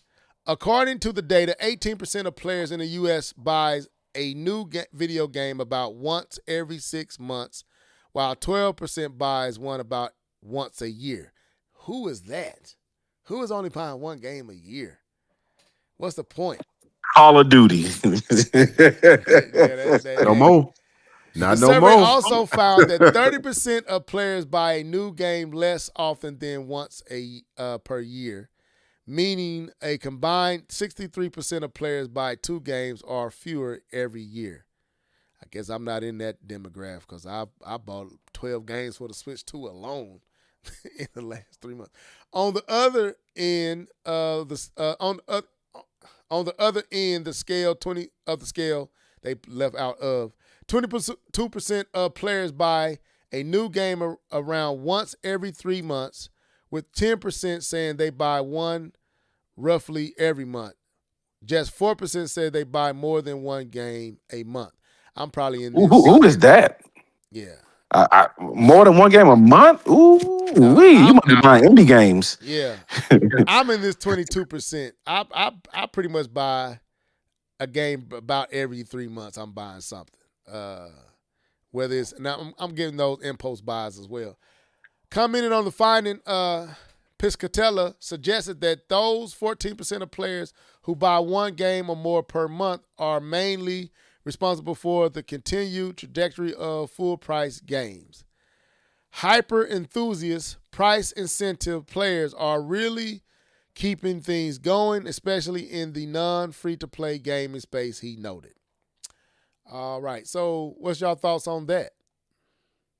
I would like to see a more detailed breakdown because they started to talk about it toward the end.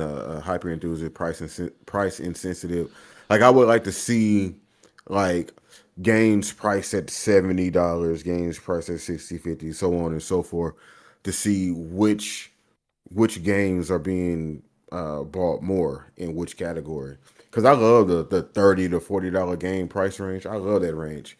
You get up in the $70 range, yeah, I can see why you would say people only buying 1 or 2 games. Because if that's the case, then yeah, they're not trying to spend $70 on a bunch of games all year long. But if they price right, $30, $40, yeah, you might like level impulse. I'm gonna just go and get that because it's a lower price. So I would like to see a more in-depth breakdown. But this is pretty cool to see this. But I don't know if I agree with it. But hey, I can't argue numbers. That's one thing I won't do. I don't know if those numbers are right, but I don't have anything to combat that. That would be interesting to know what games or what prices they are. That's all I got. Speaking of that, I do need to buy that Shinobi because that's only like $30, right? Yeah. That's one of the games, one of the purchase. Yeah, they Yeah. just actually improved. They actually just improved it on the Switch 2. Is this the right one? Yeah, so they upgraded 60 frames. It's on the Switch still, but I think with the Switch, I had to look it up. But they did improve the visuals and the frame rate. I do know that. Okay. Okay, so not much else to talk about, but I do. I didn't get my thoughts about it. Oh, go ahead. So my thoughts really quickly is that this lines up with the study that we talked about last year. I know I brought this study up last year as well, and it was a study that 60%, like over 60% of gaming hours is spent on games that are 5 years or older, something like that.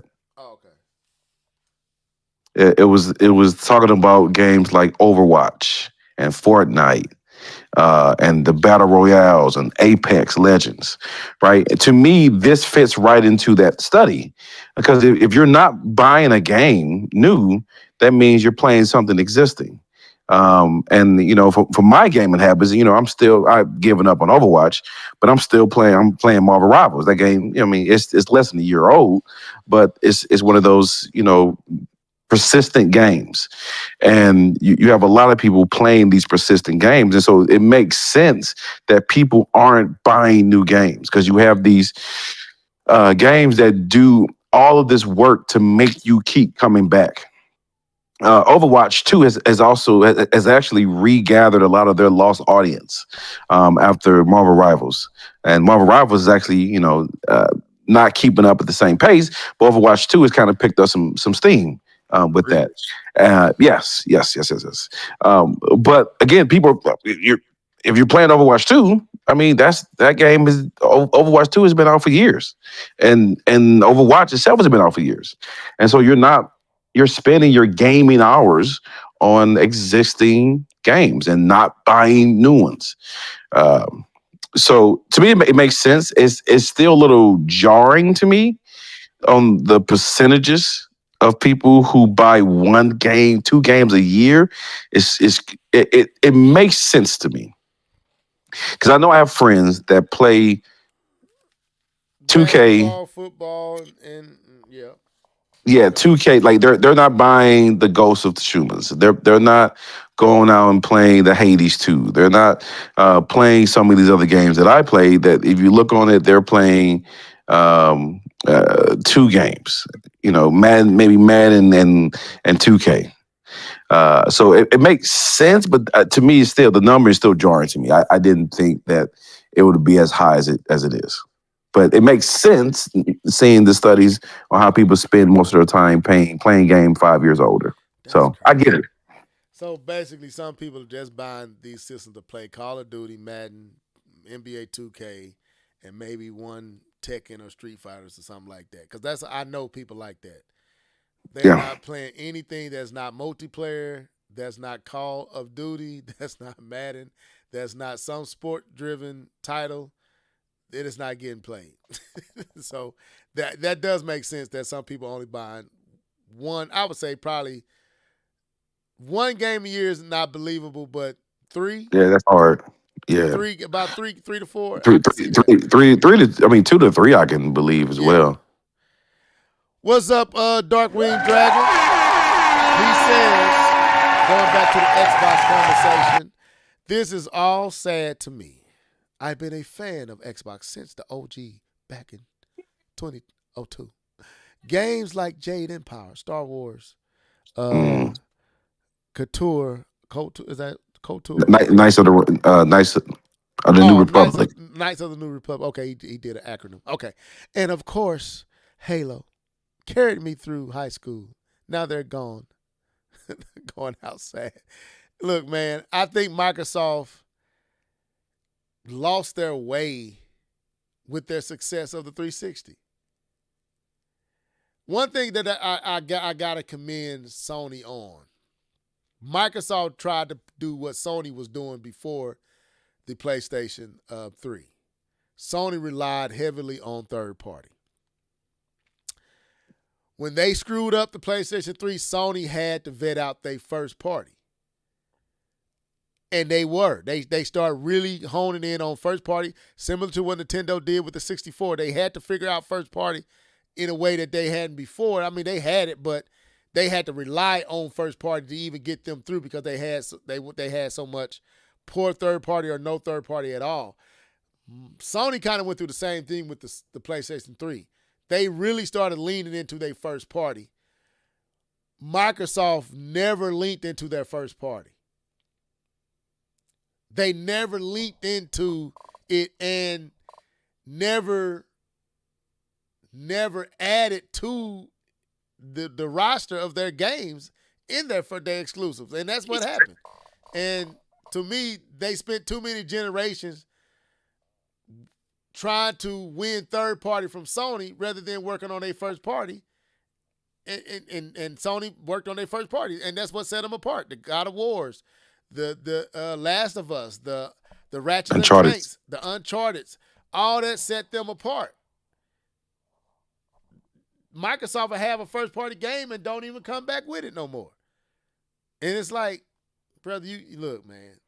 Nintendo showed y'all the blueprint. First party drives your fan base. It may not sell you the most systems. I would say third party may sell you the most system, but first party drives your core fan base. It keeps people around. Yes, first party keeps the fan base around. Third party may drive up the amount of systems you sell, but first party keeps your fan base loyal. And Microsoft did not understand that. They didn't build an identity. They screwed Halo up. They screwed up so much of their good first. They even screwed up Gears of War, to be honest with you. I would say, and I agree with all your points, and I would just add that it's always going to be that period of the end of the PS3, Xbox 360 is where you saw the change of the guard. Microsoft still had a chance, but PlayStation put out The Last of Us, and when the new generation started with the Xbox One, every fan, Microsoft, PlayStation, Nintendo, everybody was watching Microsoft. How are you going to respond to this? Because you didn't respond on the 360. How are you going to respond to that juggernaut that PlayStation just left us with, that had everybody wanting to play it? Whether you was a Xbox, PlayStation, Nintendo, everybody wanted to see what The Last of Us was about. We ain't seen anything like that before. Xbox, how do you respond? I think we got it.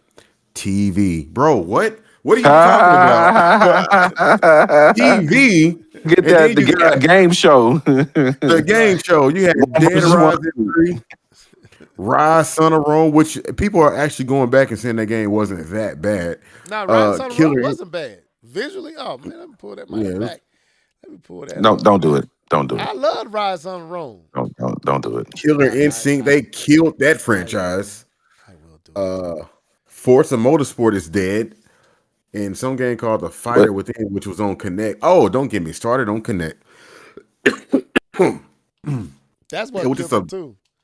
It was a lot of bad decisions. And everybody was like, yo, all that's cool.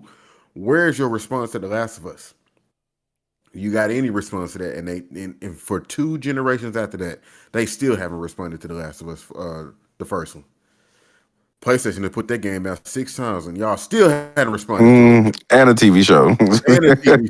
Y'all still haven't responded. Rise, Son of Rome had so much potential, but it was never meant to be a full game. It was a demo that they sold. That's all it was. It was an extended demo that they sold. But visually, Rise, Son of Rome was amazing. I like Rise, Son of Rome, but no, it was not God of War, but it could have been something had they took the time with it. Got And that that's back. another thing. When those games failed, why didn't they just go back and like tweak them a little bit and try to make them better? No, they just start completely over, and that's another thing people got to start doing. Nintendo, like when they mess up, they don't just throw it away. They're like, all right, let's see what we can do with this. Yeah. You gotta keep at it, man. What was the other game that they had that I bought? I never can remember the name of that game. Harbor. What was the name of that game? It'll put you in the mind of Alan Wake and Uncharted, like a blend between Alan Wake and Uncharted. The dude had powers. Oh, you're talking about. I got it. Hold up. I know what game you're I talking about. always That lose the name of it. Where's my library? That Something is. element, something. Where my game at? Did they take my game? Hold What's the up. name Games of that that I. game? Where's my game? I know what game. Oh, there it is. Quantum Break. Quantum Break. Yeah, Quantum Break had potential too. They tied in the movie stuff and the series stuff with that as well, trying to make it a real interaction with real. I mean, let me say this: Microsoft The game was had good. some great ideas. I don't want to poo-poo their ideas. They had some great ideas. They just lost track of the main thing. And sometimes you got to keep the main thing the main thing. You can have great ideas to incorporate TV shows and television and real live actors and things. And that was dope, but you got to make a great game first. And I think they forgot that the first most important thing is the game itself. And I think they missed that. Yeah. I like. What that was the name Quantum of that Break game? What was the name of that game, Key? Quantum Break. Quantum Break. Quantum Break was a nice looking game, It was good. but it Not it just was, nice looking, but it was a good game. Like it was fun. It's if you like what's the Control? If you like Control, you would like Quantum Break. See, Yeah. Quantum. The name was kind of stupid, Got it. and that's why I can't never remember it because it's a stupid name. Quantum. Huh? It's just a goofy name, and I never remember it. Yeah, I mean, 360 had the one had potential, man. They just screwed it up with Dan Matrix. That was his name. That was overseeing it. We might as well look at it, but shoot, they about to go the dodo as far as hardware. Yeah, this game had potential. It looked like Alan Wake to me. It was just heavy and a little slow. Did you beat the game, Keith? I couldn't. I got tired of playing it. I beat it. Yeah, I got tired of playing it, man. The bullet time and all that stuff just was like, ugh, I'm just sick of this game. Because I'm used to Uncharted, and it just did not have that. I thought it was going to be like an Xbox's version of Uncharted, and it just wasn't that. It was slower. So you went in with the wrong. Yeah, I idea. went with Look the at wrong mindset, and mindset. Yeah. could not find fulfillment in it, and it just grew old to me. And I was looking for Uncharted. I was looking for Tomb Raider. I was looking for that type of experience. And you had this was more art. It had a lot of RPG elements. You had to manage certain powers and miss what some of his special powers and all that stuff. I wasn't trying to do all that. I just wanted to enjoy the storyline, blow some stuff up. It was asking more of me than I wanted to give. And I got tired of it. But it was a cool game. It wasn't a bad game. I think I got to that one stage, and I was just like, I don't really want to play this no more. I wish I would have beat it, though. I can install it right now. Yeah, they had it. I don't know why they had all these games that could have came back to and improved and had their own exclusive first-party game. They went away from everything. Yep. And they milked the crap out of Gears of War. They milked Halo to it wasn't no good. It's like, man. Anyway, let me stop. Yeah. So K-Bum, what was that last subject we was gonna talk about? It was something else we was gonna talk about. I just can't remember it. Oh, you said you asked the question about Sony. Do you want to ask it, or do you want us to table that? We can table that. I done got my fill of with dog and Xbox. I don't need no Sony conversation tonight. He said, "Don't bring my Sony with this mess." I'm good. We can say that for another time. I was bringing it up because the Ghost came out, but we can table that for another day. I have no problem with that, sir. Okay, so my last question would be this: does it make sense for Microsoft to continue with hardware? That'll be we'll end on that question, then we'll wrap it up. Does it make sense for Microsoft at this point to continue with hardware?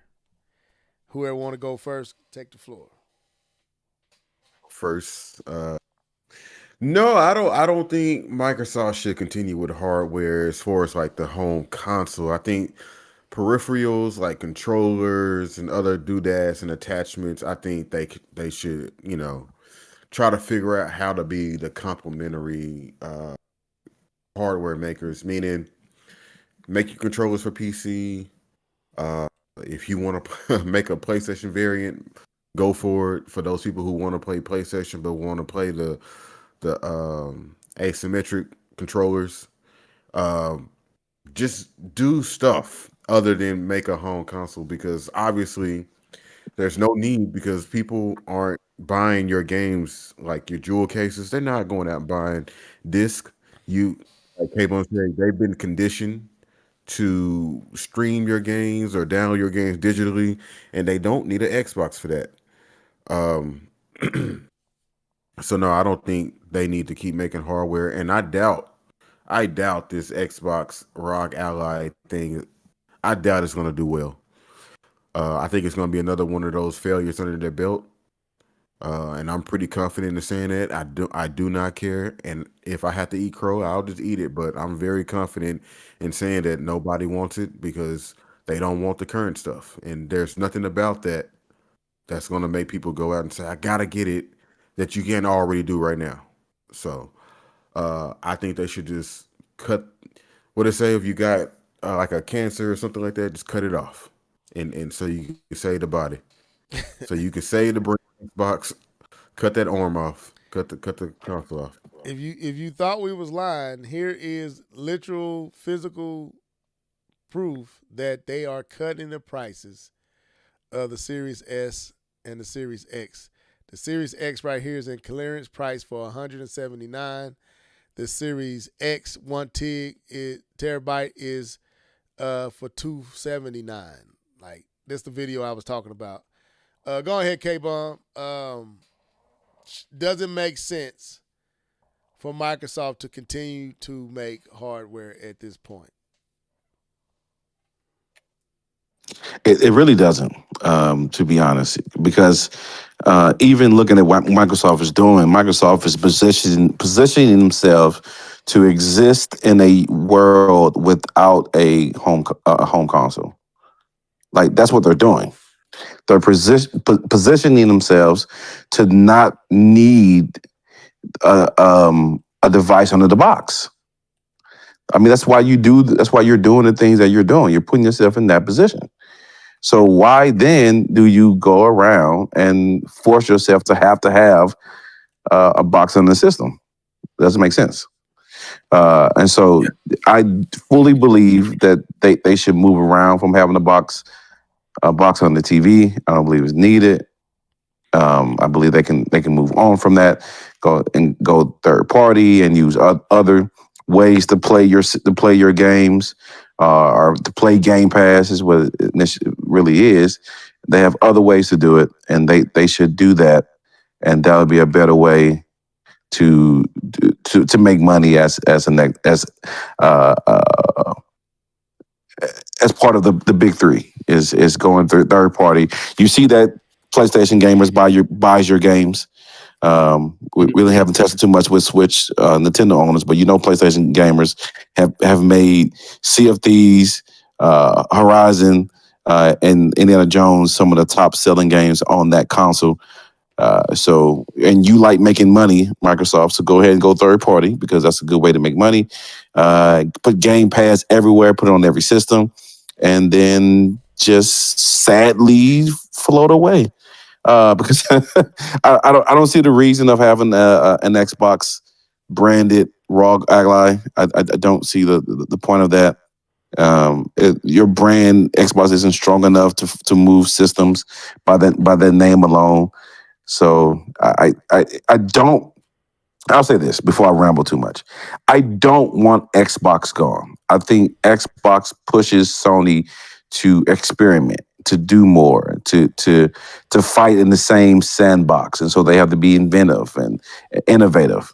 Because Xbox and Sony is usually fighting for the same type of audience. So I don't want to see Xbox gone. But it seems like Xbox wants to see Xbox gone because the things they're doing just contradicts what a studio that wants to continue to make hardware would do. So that's my point. And that's my take on it. As you can see, I don't know if this is real or this AI, but you see the Xbox shelving with Switch 2 games. That's what me and Keith was kind of talking about earlier. I'm going to say, do I want to see them exit the hardware space? No. But do I think they are? I think they may have to. I think they may have done too much damage to themselves with their messaging. What incentive, like I said before, are you giving anyone to trust you with hardware? Here's the one where you literally see movies in the Xbox. This is at Walmart. They put movies in the Xbox area. Like what incentive are you giving us? What and then how are you building trust? Yeah, there it is right there. How are you building trust? This is what making me wonder if it's AI, but I can't. If this is altered in some kind of way, because that don't look right here on the side. Let me move it over. It makes me question if this is real with how these Xbox games look over here to the side at the edge here. But that could be just a like this right here blocking. So anyway, I just wanted to let y'all see that we wasn't joking when we said they are showing this type of stuff. They just screwed up their messaging. And I don't know who could come behind Phil and fix it. Don Matrick or whatever his name was screwed up when he told you to go play a Xbox 360 if you can't afford an Xbox One. Phil said everything right. Phil made you feel like he cared about the gamer and the gamer experience, and that's what he had going for him. And even under his helm, this feels less about gamers. Well, no, I won't say that. I would say it is about gamers, but I think he may have overcompensated trying to appeal to gamers with Game Pass and different things like that, to where it wasn't a business model that you can really keep up. And I think they just done too much damage. And so I don't want to see them exit the hardware space. It's always nice to see a new device from Xbox, Sony, and Nintendo. But it's just hard for me to see them continue in the hardware space after they mark their messaging this generation. Who would buy Xbox at this point?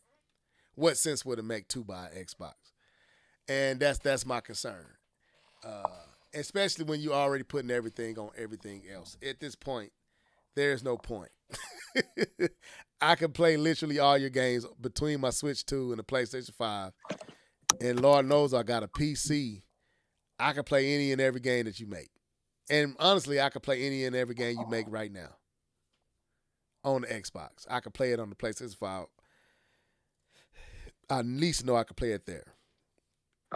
They also have cloud streaming on the previous gen Xbox to play next gen Xbox games. Yeah, that's what I meant So, by so you don't need a new Xbox because you can stream the new games on the old Xbox. I know that's something that I played around with when I had Game Pass. Yeah, it's over. They overcompensated for the Xbox One. I get it. I commend them. Let me say that. I commend their effort. I commend Phil and what he was trying to do. He tried to invest in the gamer. He tried to think about the gamer, and it just didn't work. It backfired. Don't trust us, Phil. Because gamers, I'm just We ain't saying, loyal. we not. We going where the games are. And no, I won't say we not loyal. I think they misread why people bought 360. Sony has a loyal fan base. Nintendo has a loyal fan base. Has Microsoft ever really had a loyal fan base? It's a much smaller fan base. Right. Yeah, you got Nintendo's next gen 720 and all them who scream and holler Xbox, but that's a loud minority. Yeah. Do they really have a loyal fan base? And like you said, K-Bum is very small. It's very small. And they had that one generation. Once Sony caught up with the chat and the online services, done deal. that was a done deal. They don't have the appeal that Sony has. They don't have the marketing that Sony has. They don't have the position that Sony has. And they don't have the relationships with third party that Sony has. They don't have the relationship with the gamers that Sony has.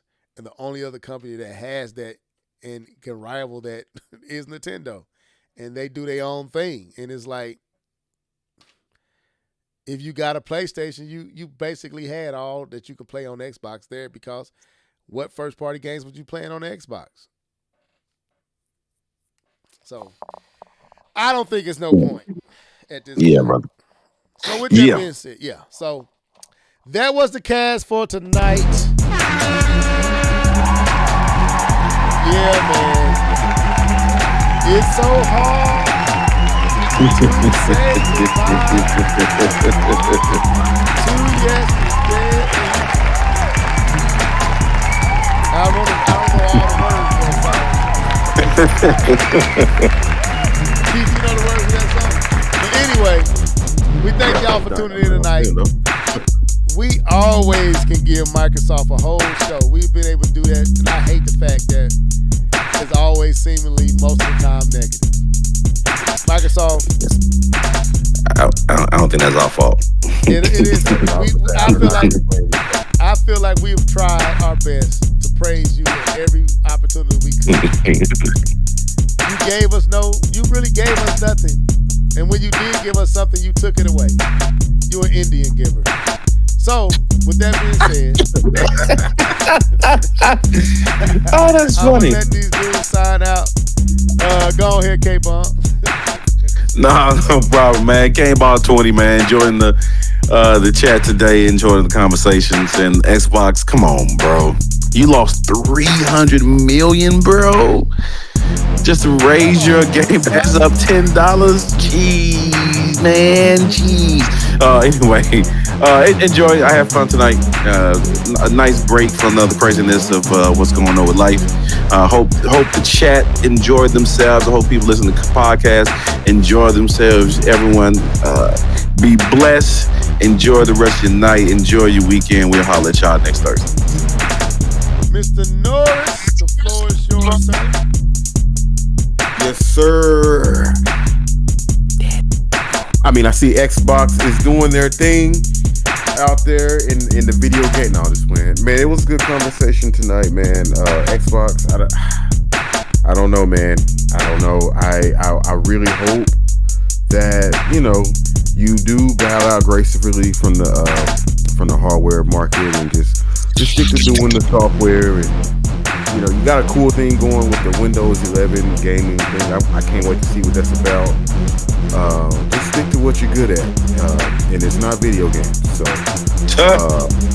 man, I hope everybody have a great weekend, and we'll see y'all back next Thursday. Hey, we didn't talk about Nintendo Pictures, man. I guess we can talk about that another time. But they Pikmin short that they came out with. But that's it. That's all. Yeah, man.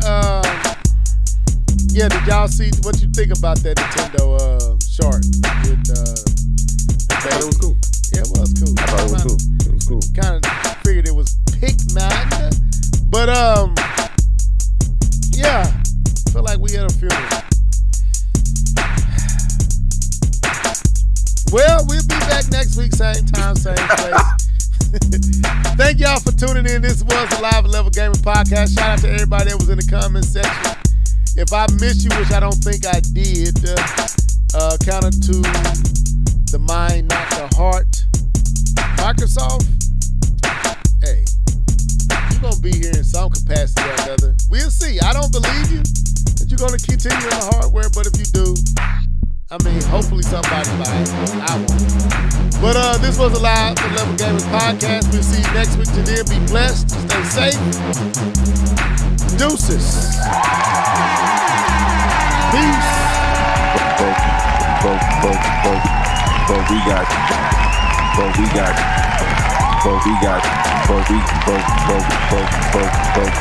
But we got smashed, bro.